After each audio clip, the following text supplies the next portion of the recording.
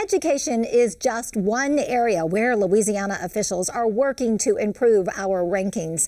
The Council for a Better Louisiana recently released a new fact book highlighting where the state ranks on more than 30 metrics from health to the economy. I sat down with CABL's president and CEO to look at where we're making progress and where we still have room for improvement. I'm joined in studio by Barry Erwin. He is president and CEO of Council for a Better Louisiana, also known as CABL. It's a nonpartisan public policy organization.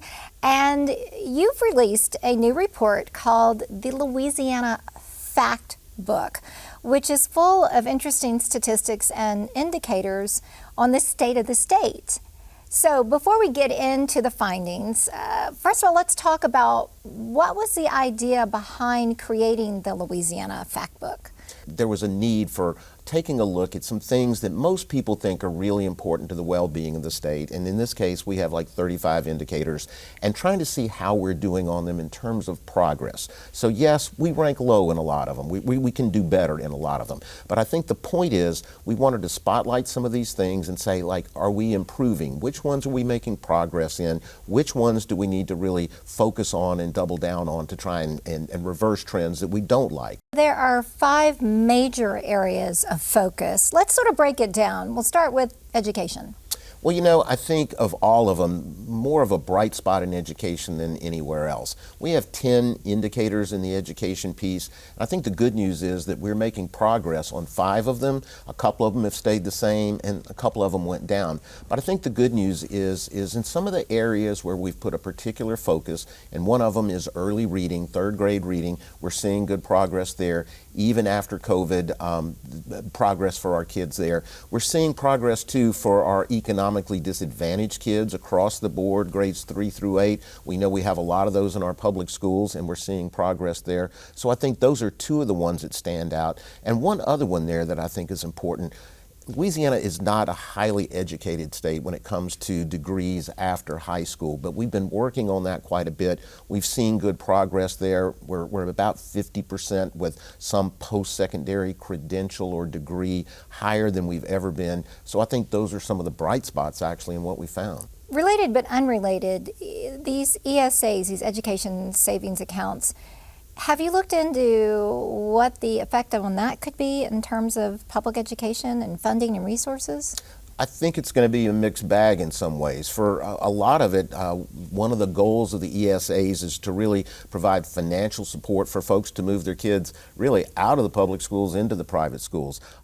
We're just, putting our toe in the water on this right now, so it's going to be a while on that. But I think the issue to watch as well is what happens to those resources. Are we going to be moving resources out of the public schools and into the private schools? What is that going to mean for the public schools? So that's definitely one that we're just getting started with, but it's one that I think we all need to kind of pay a lot of attention to. So let's move on to the economy. That's another area of focus, and one of the things that you really highlighted was net domestic migration. That's a big one, and it really kind of coincides with another one on the list, which is our population loss. So, over the years, we have been growing a little bit, but in the last couple of years, our population has also actually gone down in real numbers. And the reason for that is out-migration. We have more people moving outside of the state than moving into it. That is not the sign of a really healthy economy. If you look around the South, you see the opposite trend. You see the South as being really the region in the country that's seeing the most growth. And to be in the middle of a growth region when you're seeing people actually moving out is really distressing. Now, it's probably no surprise the largest receiver of people from Louisiana is Texas. So has CABL unpacked some of the factors that are contributing to the out-migration? I think a lot of it has to do with jobs, which is actually another one of our indicators in this section. If you look back to 2014, we have about the same number of jobs, the same number of people employed as we had back then. So we see some incremental growth, and we saw it coming out of COVID, but if you look at it broadly, it's been very flat. Again, the South has been leading the country in terms of employment growth. The growth of the rest of the country is much higher than ours as well. And so when you don't have that job growth and you have an outmigration, those are really issues that are pretty sticky and ones that we really need to put a big focus on. What are your thoughts and findings in terms of energy? Well, in terms of energy in our state, one of the good things, and we know we're an oil and gas state, and that's been that way forever, so that's no news there. But one of the things that we did find that is a positive is that production of energy through renewables is actually growing in our state. We have more in terms of renewables than people might think, given our oil and gas background and history, so that's a very positive thing. I think outside of the indicators, one of the things that we're beginning to see is a growing interest. Obviously, we've talked about solar before, but also in wind power off our coast and off the Gulf. We're going to have some of the first wind farms in the Gulf of Mexico at all off the Louisiana coast, and so that's an encouraging sign as well. And let's talk about the state of our health here in Louisiana. That's one where we just don't really fare that well. I'll say there was one bit of good news in there in terms of the progress, is that in terms of one of the indicators that we track, heart disease, incidence of heart disease and death, we actually made some improvement there. That's the number one killer in our state when it comes to disease, and so you want to see progress there, of course.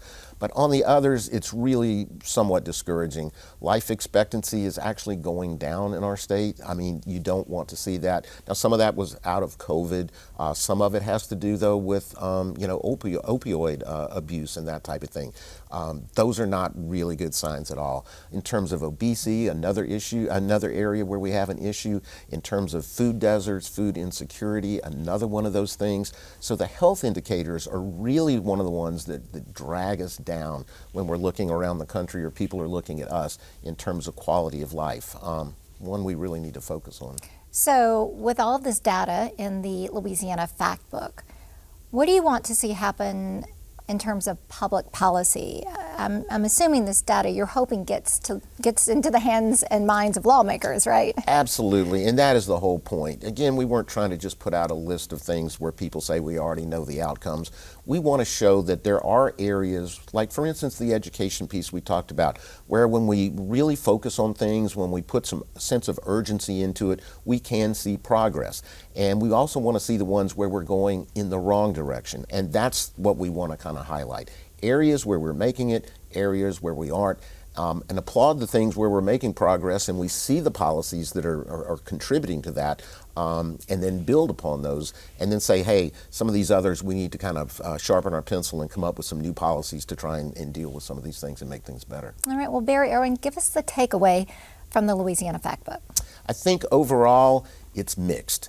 We're not doing as well this year as we did last year. That's discouraging. We're doing about the same in terms of progress on indicators, 16 going up, 16 going down, a couple that are about the same.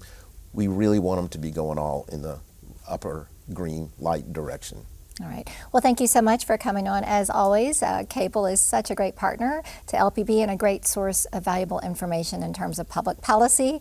Again, thank you, and we will stay in touch with CABL. Thanks so much. Appreciate it.